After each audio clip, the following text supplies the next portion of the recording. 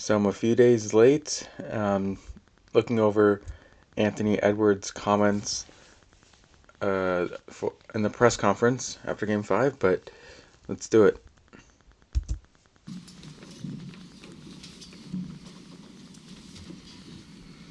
And just what did you feel in the first quarter that just allowed them to get on top of you guys so quickly and let the game get out of hand? Um, they came ready to play. We didn't. And he admits it himself. Um, so they came to play and we didn't. In a game in which if you lose, you're eliminated from the playoffs, they did not come to play. It sure looked like the Timberwolves did not come to play. Um, the Thunder played a great game in Grade Five or in Game Five. They played great. It was a great game for them. They played really good defense that allowed them to effectively stop the Timberwolves from scoring, which then allowed their offense to kind of take over, um, and they ended up scoring a lot of points. Um, Enough points that they ended up winning the game. So, but notice how he said we didn't come out to play though, right? Um, that is really a way, in my opinion, to avoid taking accountability, right? That is something that LeBron James does all the time.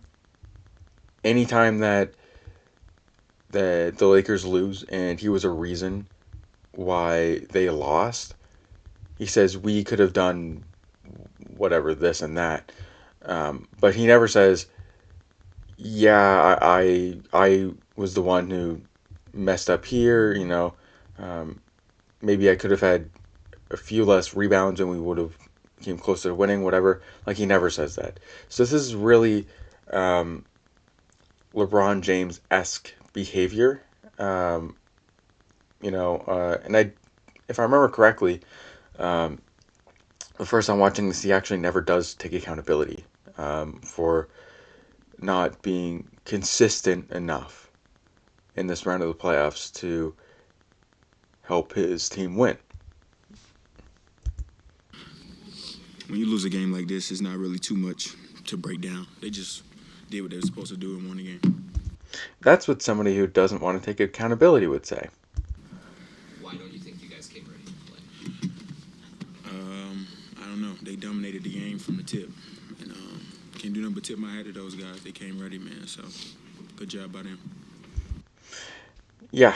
Uh, I don't know why you guys didn't come ready to play either. It's literally a one and done game. You're losing the series 3-1. If you lose game 5, then you're out of the playoffs. I don't know why. Like, here's the thing. Like, I understand that the Thunder were basically swarming Edwards, right? They were. Like, I will give them that. Like, they were playing really tough defense on him, right? It would take a lot of practice and a lot of skill, right? In order for you to make that not really affect you nearly as much. But here's the thing, and here's the question that I want you all to reflect on is doesn't great players find a way around that, right? When you think of some of the greats like Michael Jordan, Kobe, um, Magic Johnson,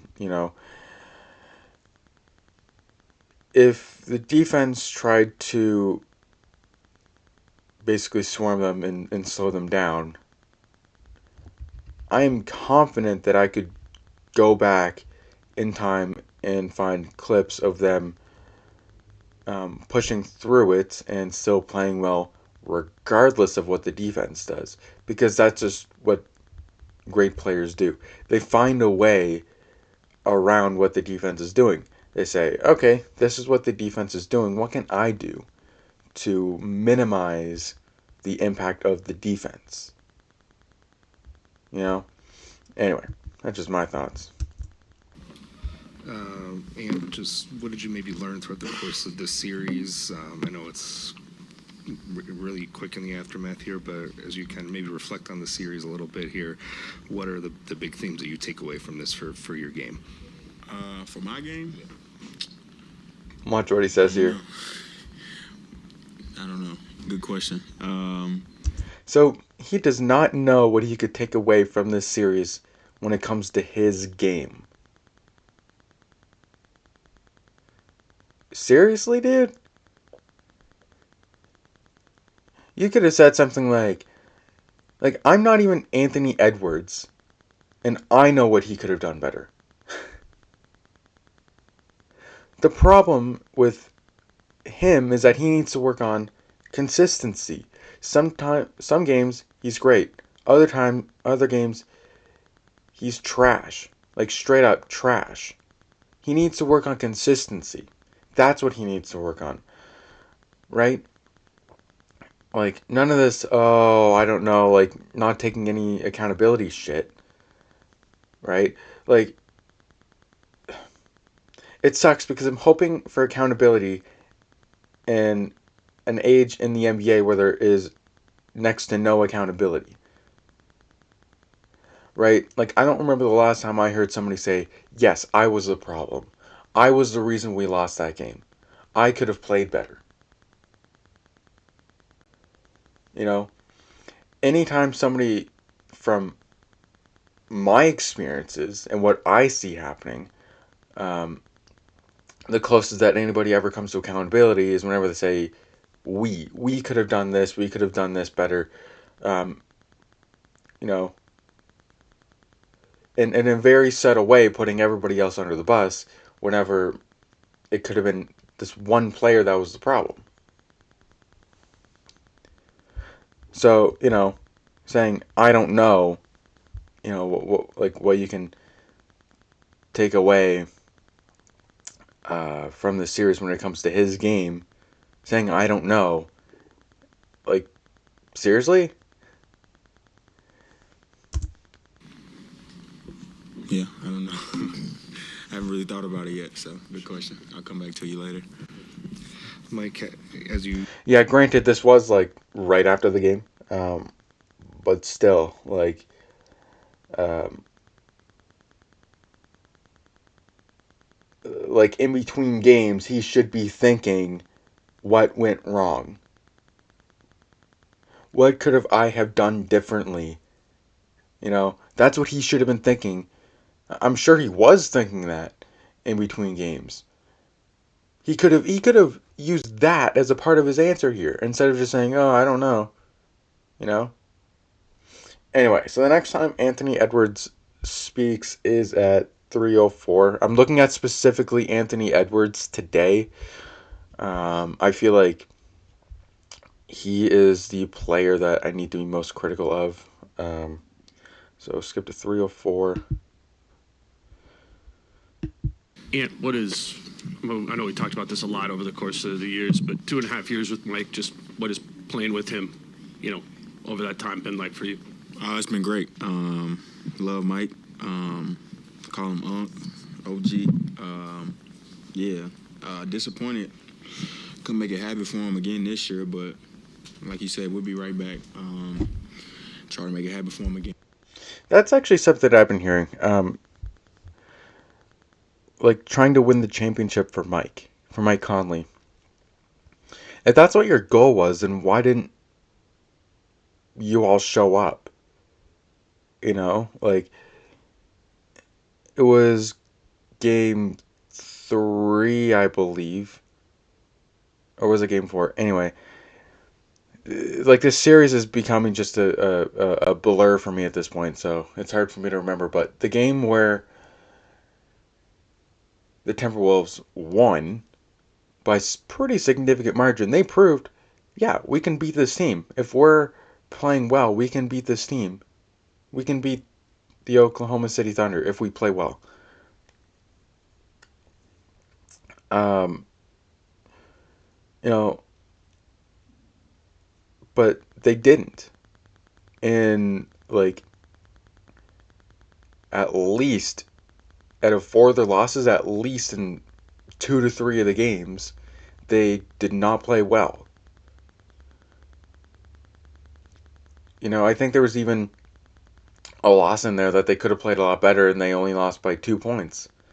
You know, um, and again, I think that was another game where Julius Randle scored like 5 or 6 points in like 20 to 30 minutes or something like that. Just absolutely horrible whenever his career average points per game is 19 points per game. Anyway, let's keep going. This year, but like you said, we'll be right back. Try to make it happen for him again next year. Come a little more prepared. Be ready. We know what it Prepared, takes. dude.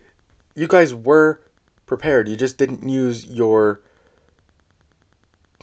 for lack of a better word, prepared materials. Um, right? It's really all about intensity, and OKC had far more intensity than you guys uh, in 4 out of 5 of the games, in my opinion. You know, Big, so should be fun. Gearing up for next year. And you guys are in the Western Conference 2 years in a row. They were the number 1 team in the West 2 years in a row. How do you view them as a obstacle in the future? And they obviously play a very specialized style, so unique to them own. How can you guys prepare between now and next year's playoffs to be better against that style? work on being more consistent. That is the number one thing they need to work on. That's But so he's not long going to from say now, I that. don't know, but yeah, they're a great team. Did he just say, I don't know again? That style. That's so long from now, I don't know, but Really? You don't know. You don't know what you could do to prepare for potentially playoffs next year in 2020-26. You don't know what you could work on. You're an NBA player. You should just know these things, right? Like you should be able to answer these questions with a lot of confidence and extreme detail, easily, right? yeah, they're a great team. Well coached. Yeah, top to bottom, they're pretty good. So just tip my hat to those guys. Congrats and happy for them. And what would you say, given, they have a bunch of switchable defenders and, throughout the series it seemed like, a lot of the ball pressure that they had it got to, some of you guys with the turnover, especially today. What can you just say about, some of the uniqueness that they have defensively and some of the problems that they can cause for you? Yeah, they got a small lineup that they throw out there. I think with like Caruso at the 5. Just a bunch of different lineups, man. Stuff that you really don't see. Kind of like the old Warriors would do. Go small, put Draymond at the 5. Yeah, and they super handsy. They pluck at the ball all night. They pressure the ball to get you out of your comfort zone, running plays and stuff. So they do a pretty good job, man. And then also, like, So he didn't answer the actual question of what does their defense like what issues does their defense cause for the Timberwolves? That was a part of the question. And that being the second part of the question, if I were him, that's what I would have answered first, because I feel like that's a lot that is more relevant to the Timberwolves than the first part of the question. So, I don't know. He still hasn't taken accountability for anything, by the way. He never said, he still hasn't said, like, well, I could have been more consistent. I could have done this and that. Um, like, no, still hasn't taken any accountability. Like, it seems like they had inevitable runs kind of in this series. Like game one, you guys they went out big. You guys started to get a run. Same thing. They come back, respond. Yeah. Game two, same thing. Yeah. Same thing today. What can you just say about how frustrating kind of is that? Being able. That's not really a like. How frustrating is it? I mean, there's just some questions that are just dumb questions to ask. And asking how frustrating is it, like, that's a dumb question. To respond to each of the punches that Yeah. they threw. It's not frustrating, man. It's a part of the game. They're just a really, like I said, man. Once again, they're a really good team. Everyone here knows it. It's no surprise to nobody that this team is pretty good. Yeah, so yeah, they was ready, man. They're very prepared. And like I said before, well coached, top to bottom. And you won a gold medal, so you know what it's like to be a champ. You know what it's like to get to the championship game. NBA side, however, you came up short twice. Knowing what it's like to be on the winning side, how much does it hurt, and what does it feel like to come up short of the finals 2 years in a row? That is a great question. And let's listen and watch as to what Anthony Edwards says here. It's exciting. It's exciting. It's exciting to lose in the Western Conference Finals, in his opinion. I don't know why people would think it would hurt. I mean, it's exciting for me. I'm 20. You don't know why people would think it would hurt. Really. Look at Mike Conley's face after he says that. Like, how do you, like, really? It doesn't take a genius to know why it might hurt after losing in the Western Conference Finals 2 years in a row. Because it's 2 years in a row. You were one playoff series away from making it to the NBA Finals.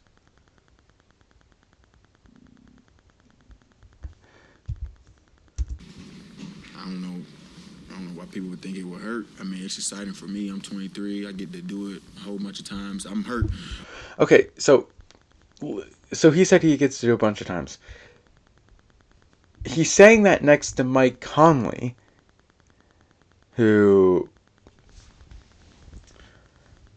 I don't know his age. I'm gonna look it up right now, actually.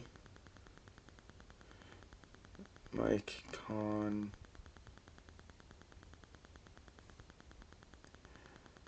He is 37 years old.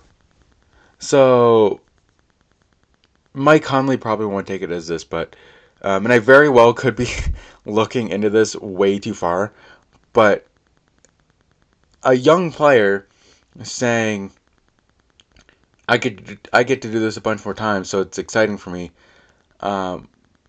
Whenever there's an old player who's 37 years old, well, 37 is considered old in the NBA.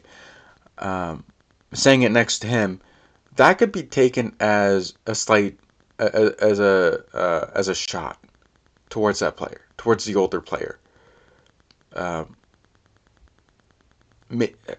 Anthony Edwards probably is not meaning it like that. Mike Conley is probably not taking it like that. But what I'm saying is that it could be construed as a subtle shot towards the older player. It will hurt. I mean, it's exciting for me. I'm 23. I get to do it a whole bunch of times. I'm hurt more so for myself, for Mike. I came up short for Mike. Yes, you did come up short for Mike, but it wasn't just you. It was a lot of the people on the team. Well, maybe not a lot, but it was definitely you, Edwards, and it was Julius Randle specifically. I don't have the stats of any of these games in front of me right now, but But yes, from a statistical and what I saw in front of my eyes watching the game, from that standpoint, from those two standpoints, Edwards and Randall, for the most part, were why the Timberwolves lost this series. Um, and then you also have game two where Rudy Gobert played really bad defense. Like, it was really bad. Like, it seriously made me question how in the world he won Defensive Player of the Year 4 times. Anyway, let's continue. A whole bunch of times. I'm hurt more so for myself for Mike. I came up short for Mike. Like I said, we tried last year. We couldn't get it. We tried again this year. We're gonna try again next year. But hurting is a terrible word to use. I'm good. Yeah. That makes me wonder how much you actually care. Like, how much do you care about winning, Edwards? Like, honestly, you know, like I wouldn't be this critical um, if the Timberwolves were not my current favorite NBA team. I wouldn't be this critical if I didn't care. Um, like, something that I hope that you guys understand is that no matter who the team is, I am critical whenever I feel like I need to be. Um, and it doesn't matter if you know if it's a Timberwolves player. I think if if somebody who's in my position, like for example, angry old hoops fan, right? Like, he's critical of NBA players whenever, like, he speaks up whenever he feels like he needs to, and it doesn't matter who the NBA player is. More often than not, it's LeBron James. He's very critical of LeBron James, as am I. Although I haven't made a video yet on my YouTube channel about him, but I will soon. Um, but yes, I'm. It doesn't matter who the player is. It doesn't matter how much experience they have in the league. If they deserve to be criticized, I will criticize them. If I know of them and I know what's going on. Like, I don't have like all day just to look at NBA stuff. But anyway, And considering, like, looking at Mike and his longevity, how hard it is to get there, does that put this in perspective at all, too? Yeah. Yeah. I'm gonna work my butt off this summer. Nobody's gonna work harder than me this summer. I tell you that much. So, yeah, I'll try to make it happen again for Mike. work harder. Yeah. I don't really think any player on that team needs to work harder. I think they more so just need to work on consistency. Um, I mean, the word consistency, that's what I've been saying like the whole series. Um, and I still believe that to be true. I believe that if the Timberwolves were more consistent, then maybe they still wouldn't have won the series, but they 100% would have at least won 2 games, maybe 3, you know? Mike, just in this moment, it does hurt so much, but how much do you look at what you all accomplished this season to end? I like how he says, "Oh, like it hurts so much." Meanwhile, like Anthony Edwards, like 30 seconds ago, or maybe a minute ago, was like, "No, it doesn't hurt at all." Does hurt so much, but how much do you look at what you all accomplished this season to end to get here 2 years in a row, something this franchise has never done before? All right, so that is the end of this portion of Anthony Edwards talking. So the next time he talks is at 7:54. I did not realize that question was for Mike. So 7:54 right here. Finchie was saying that he had a conversation with you earlier in the season when things were going a little rough and just said, hey, what does a successful season look like for you? And you said, let's just get to the playoffs, win around, and see what happens. Given that you exceeded that, like, how do you view what you guys were able to do, ultimately? Oh, yeah, we thought it was going downhill. We thought it was over for us. I mean, at one point, we was looking real bad. It was. At what point? At what point did you feel like things were going bad for you guys? I mean, again, speaking about accountability, like not saying the specific point in which you felt that. It was bad for us. Then we had got hurt. But like Mike said, we turned it around. And I remember having that conversation with him, like, we just got to get to the playoffs and we'll figure it out. So, yeah, man, we did pretty good this year, man. We just came up short again. And, yeah, try to do it again next year. Still not taking accountability. And does it take a little while, like last year, to realize the finality, to realize how close you might have gotten once the conference final ends? How close I might have gotten to the team. finals? Yeah. I mean, we lost. I can't think about how close I might have gotten. We lost. That's all that matters. They was the Yes. You guys lost. But who is a big part of that, Edwards? Have you thought about answering that question? Like, because I can answer that right now. I could have answered that, like, after you guys won. No, actually, I could have answered that after game 2. Where you guys got destroyed and decimated and humiliated. Like, again, no accountability. Hoping for accountability in an age of no accountability. better team. They came out and beat us, punched us in the face, and we lost the game. We lost the series. And when you say nobody's going to work harder than you this summer, do you have any particular things that you want to work on headed into this offseason? Yeah, I'm not going to give out that information. So here's the thing. That reporter just asked that question, but there was a question earlier that was like, what do you... I think this is more like team-oriented, but like, what do you guys plan on working on between now and next year's playoffs? But yeah. I mean, I don't think it's any... Like, here's the thing.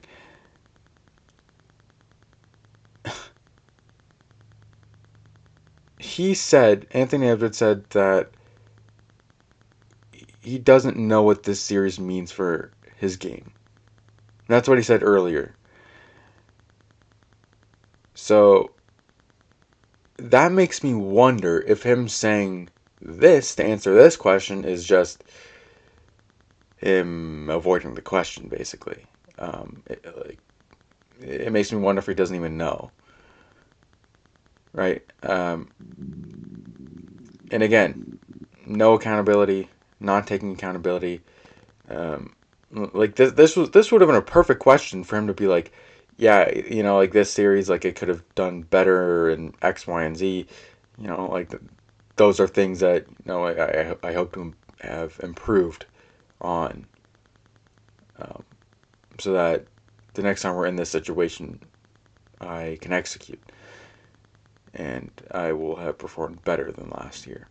But no, that's not what he said, because he doesn't want to take accountability. At least that's sort of the vibe that I'm getting.